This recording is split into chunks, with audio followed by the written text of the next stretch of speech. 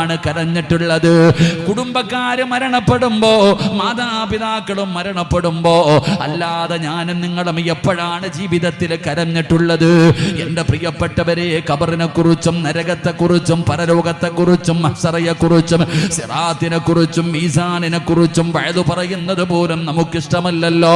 പടച്ചവനെ, വേറെ എന്തൊക്കെ വിഷയമുണ്ട് ഇവിടെ? കുടുംബജീവിതം പറയാമല്ലോ, ഒരുപാട് വേറെ വേറെ വിഷയങ്ങളുണ്ടല്ലോ. എന്തിനാ ഉസ്താദേ മരണം പറയുന്നത്?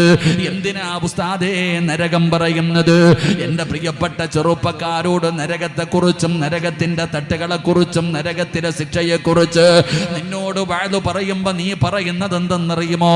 ഇതൊക്കെ ഉസ്താദന്മാര് വെറുതെ പറയുന്നതാ, ഇതൊക്കെ ഉള്ളതാണോ, ഇതൊക്കെ ഉള്ളതാണോ എന്ന് പറഞ്ഞുകൊണ്ട് കളിയാക്കുന്ന പരിഹസിക്കുന്ന എൻ്റെ പ്രിയപ്പെട്ട യുവത്വമേ, മഹാനായ ആദരവായ പ്രവാചകൻ നബി മുഹമ്മദ് മുസ്തഫ സ്വല്ലല്ലാഹു അലൈഹി വസല്ലമ തങ്ങളെ ഇസ്രാഇന്റെ